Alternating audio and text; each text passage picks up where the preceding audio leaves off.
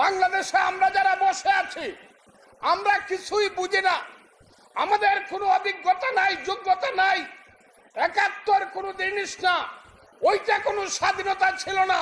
তোমরা স্বাধীনতা দিবা, আরে বাবা ৭১-এর স্বাধীনতা আর এই স্বাধীনতা, বিড়ালরে কিন্তু বাঘের মাসি বলা হয়। ৭১-এর স্বাধীনতা যদি বাঘ হয়ে থাকে, তোমাদেরটা কিন্তু বিড়াল।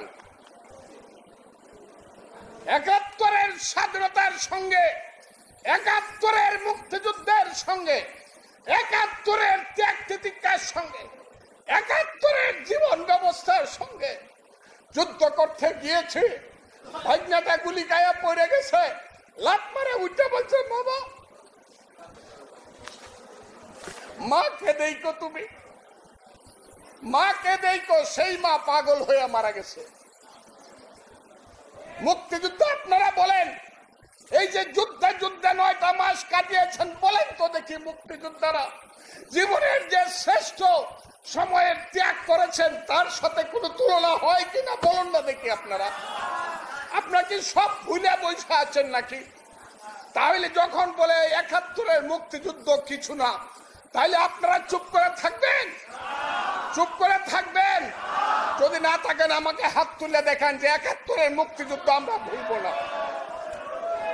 কাজেই যারা ৭১-কে ভুলাইতে চান তাদেরকে আমি সাবধান করে বলতে চাই, এই বাঙালি জাতি কোনো দিন ৭১-কে ভুলবে না।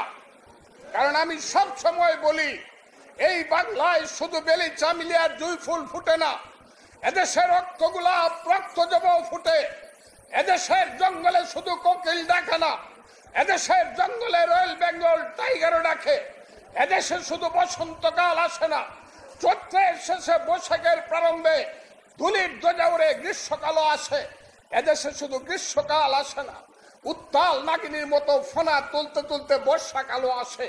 এদেশে শুধু মীর জাফর, জগৎ শেখ, ইয়ার লতিফ, রাজদুল্লভ, রাজবল্লভ, আরাল বদর রাজাকার জন্মগ্রহণ করে না, যুগে যুগে জন্মগ্রহণ করে সিরাজ, মীর মদন, মোহনলাল, সূর্য সেন, ক্ষুদিরাম, শহীদ জিয়াউর রহমান আর মুক্তিযোদ্ধাদের মতো বীর সন্তান। এই দেশকে কেউ ধ্বংস করতে পারবে না। এই দেশ স্বাধীনতার পথে থাকবে, মুক্তিযুদ্ধের পথে থাকবে।